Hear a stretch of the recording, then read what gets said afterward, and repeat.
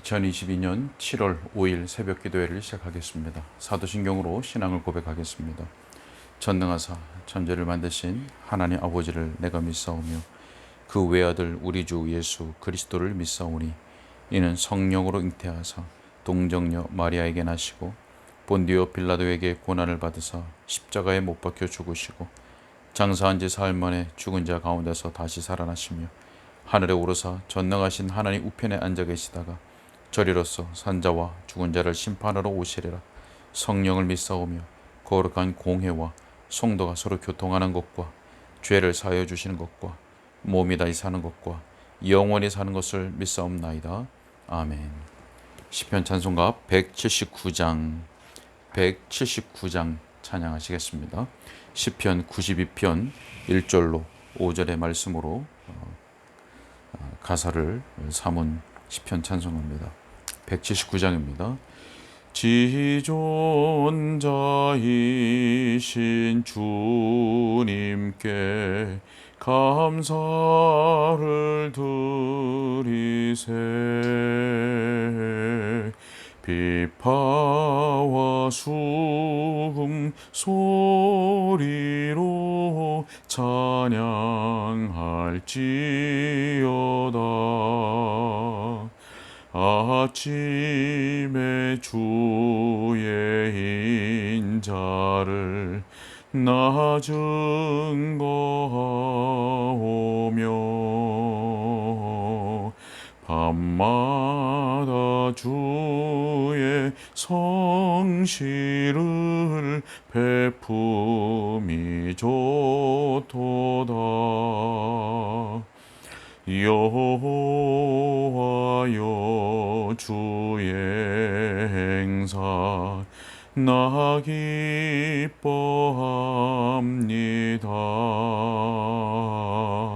주의 일을 인하여서 나 높이 부르리. 여호와여 주의 행사 어찌 크신지요. 주의 생각 심히 넓고 깊으시니이다.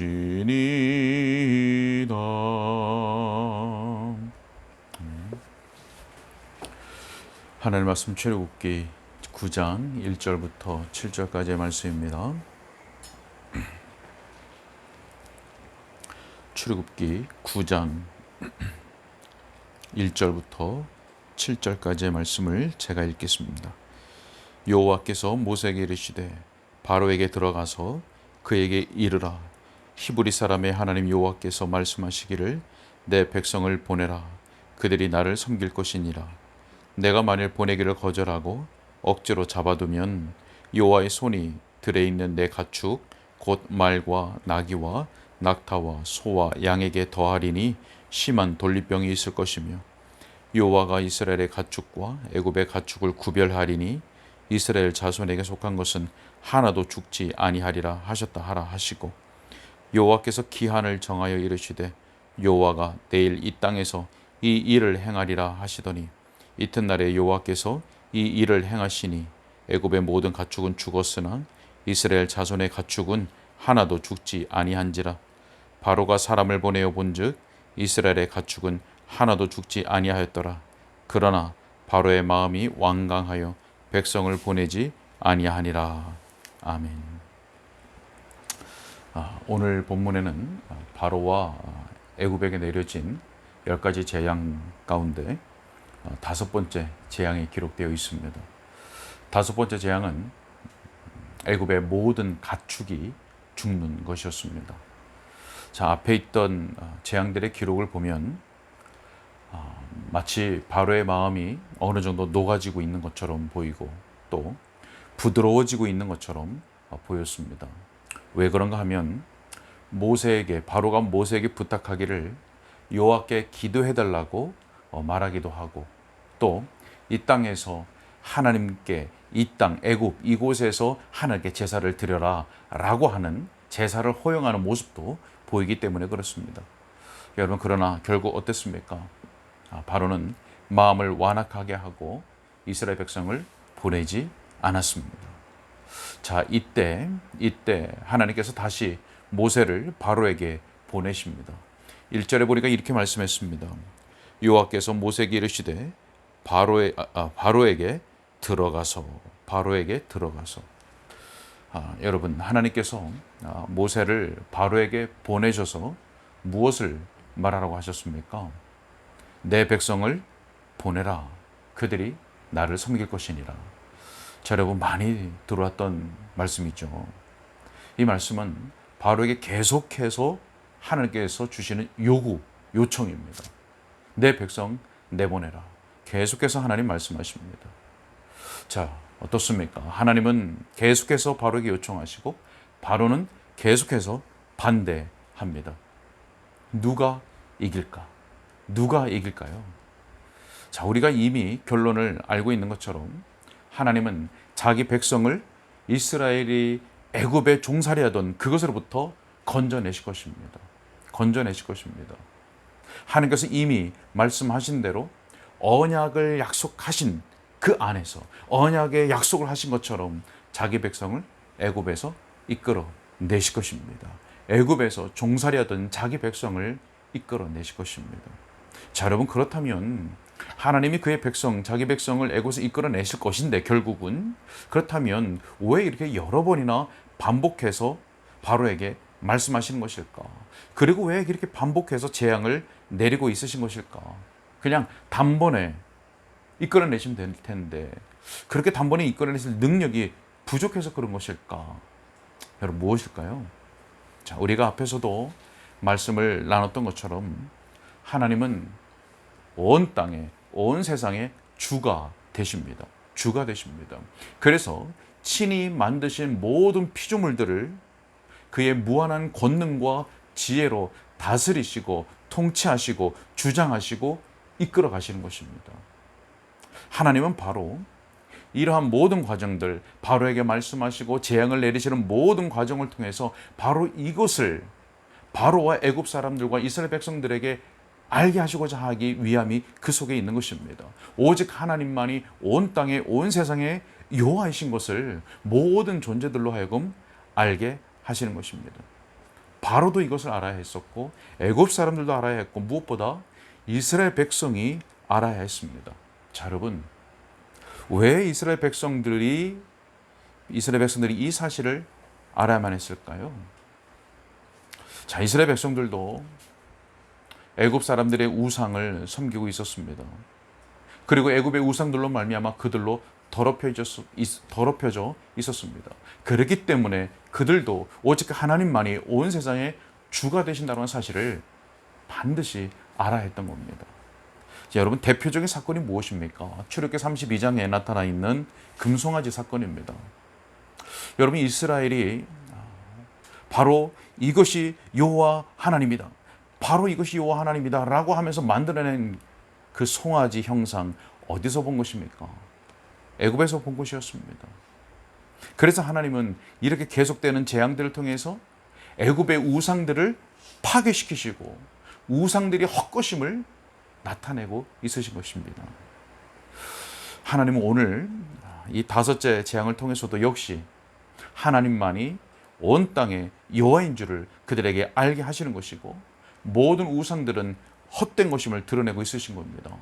무엇보다 또 이스라엘 백성들이 우상으로 섬기고 있는, 또 애굽 사람들이 우상으로 섬기고 있는 그 짐승의 죽음을 통해서 바로 이 사실을 드러내고 있다고 하는 사실입니다.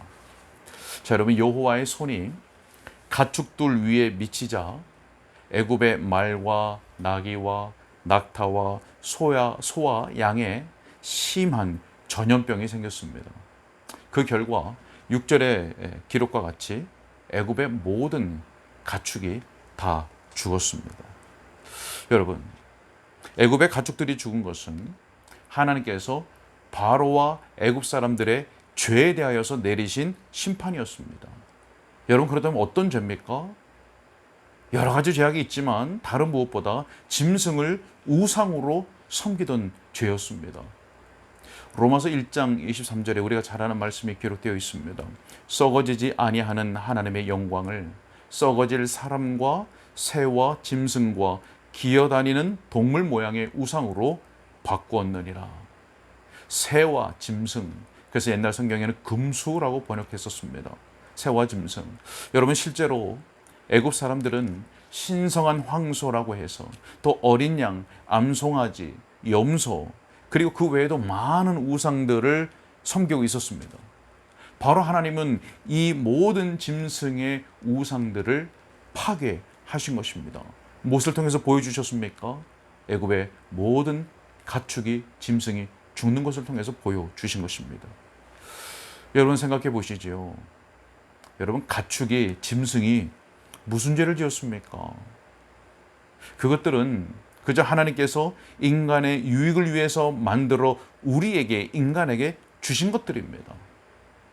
그런데 애굽 사람들뿐만 아니라 타락한 모든 인간은 그것들을 우상으로 섬기는 죄를 저지르는 겁니다.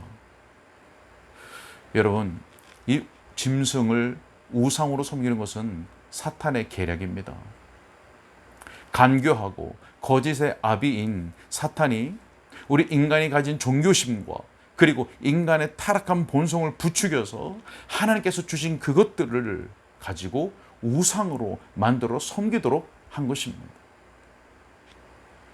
여러분, 하나님께서 인간의 유익과 또 위로를 위해서 주신 것들을 가지고 하나님께 감사하고 영광을 돌리지 않고 도리어 그것 자체를 목적으로 삼거나 또 그것들을 우상으로 섬기게 된 것입니다.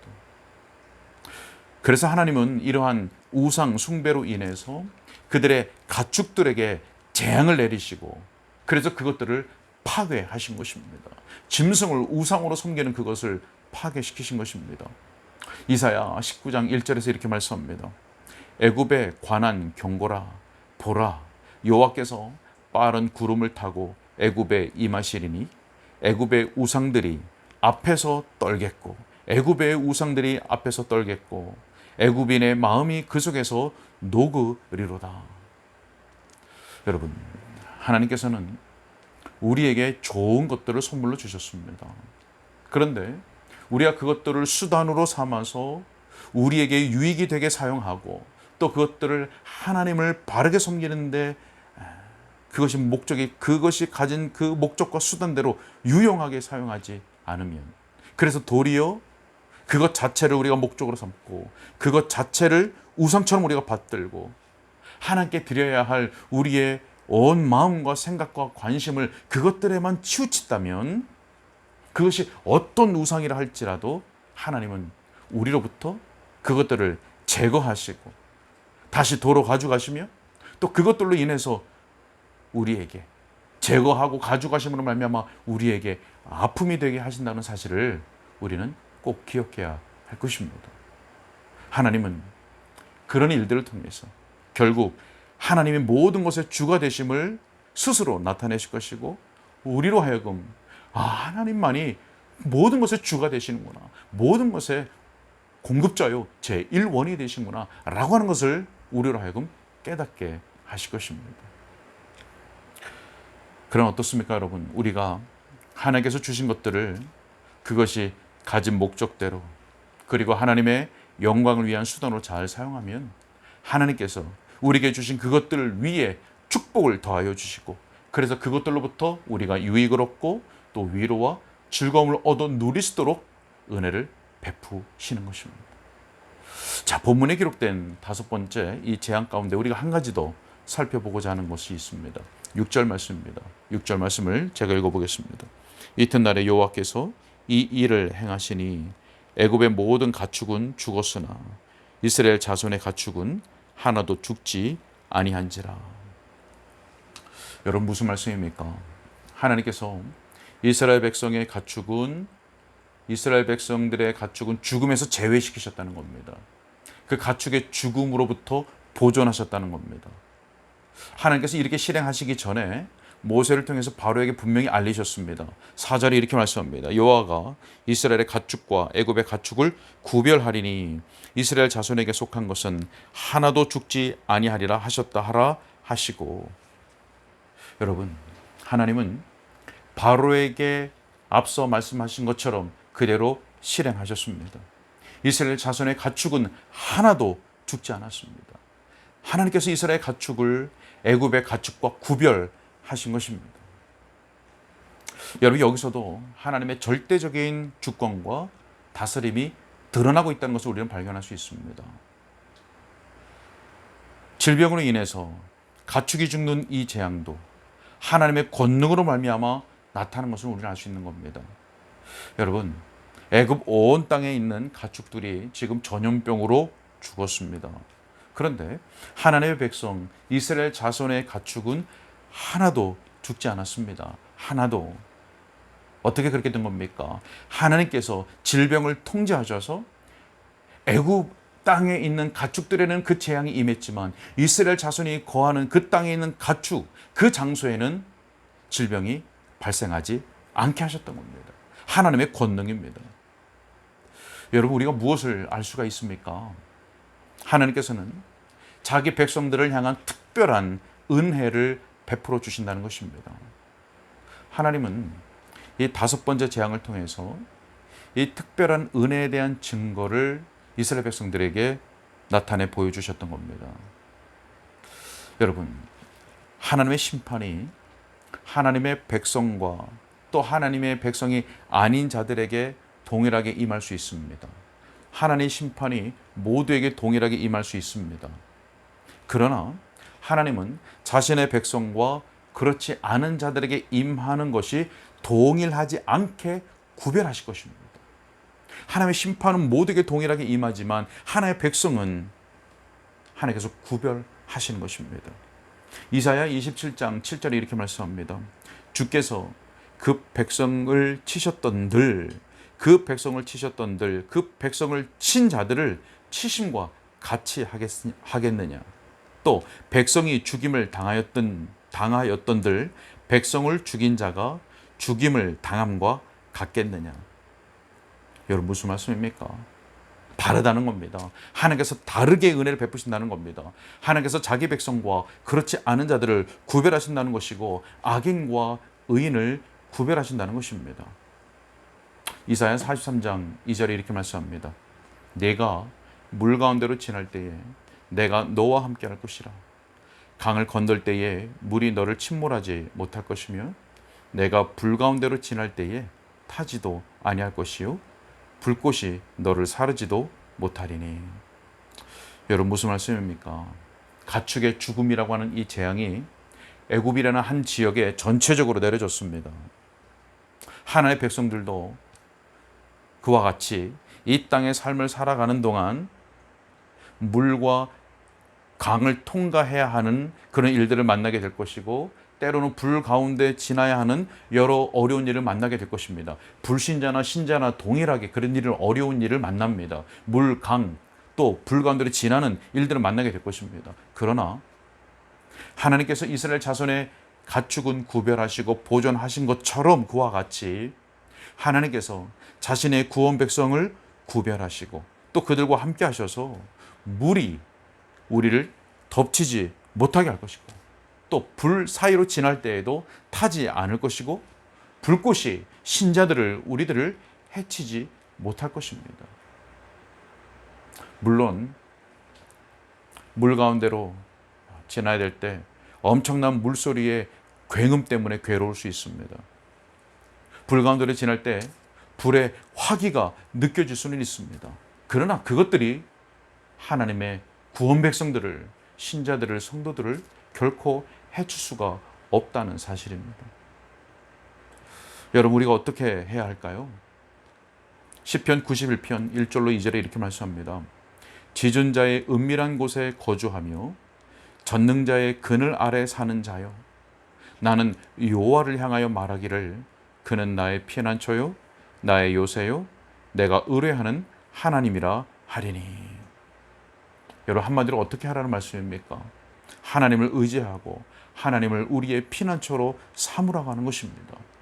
자, 여러분, 이렇게 하면, 이렇게 할 때 어떤 은혜가 있습니까? 우리가 어떻게 될 수 있습니까? 그 아래절로 내려가서 시편 91편 6절로 7절에 어두울 때 퍼지는 전염병과 밝을 때 닥쳐오는 재앙을 두려워하지 아니하리로다. 1000명이 내 왼쪽에서 10,000명이 내 오른쪽에서 엎드려지나 이 재앙이 내게 가까이 하지 못하리로다. 여러분, 무슨 말씀입니까? 하나님을 의지하고 하나님 피난처로 삼는 하나님의 구원 백성들, 하나님의 백성들에게는 전염병이 오고 재앙이 온다 할지라도, 왼쪽에서 1000명이 오른쪽에서 10,000명이 엎드려 죽는다 할지라도 두려워하지 않게 된다는 것입니다. 물 가운데로 지나고 강 가운데로 지나고 불 가운데로 지나서 엄청난 괴금 때문에 괴롭고 또 화기가 느껴질 수는 있으나 두려워하지 않게 될 뿐만 아니라 그것들이 우리를 결코 해치지 못한다라고 하는 사실입니다. 말씀을 맺으러 갑니다. 사랑하는 여러분, 오늘 본문에 애굽의 모든 가축이 전염병으로 죽임을 당하는 이 5번째 재앙을 보았습니다. 애굽 사람은 가축과 짐승들을 우상으로 섬기고 있었습니다. 하나님은 바로 그 가축들이 전염병에 걸려 죽게 하심으로써 우상을 숭배하는 애굽을 심판하셨고, 또 그 일을 통해서 오직 하나님만이 참 하나님이시요 또 참 권능 있는 하나님이시라고 하는 것, 모든 것의 주가 되신다는 사실을 알리셨던 것입니다. 그리고 하나님은 자기의 백성 이스라엘 자손의 가축들은 구별하셔서 재앙으로부터 보존하셨습니다. 여러분, 우리는 어떻습니까? 하나님께서 주신 많은 선물들을 잘 관리하고 또 그것들이 가진 목적과 용도대로 하나님을 위하여, 그리고 우리의 유익을 위하여 바르게 사용하고 있으십니까? 우리가 그것 자체를 목적으로 삼고 또 그것들을 우상화하면 하나님은 자신의 영광과 또 우리의 진정한 유익을 위해서 그것들을 제거하실 것입니다.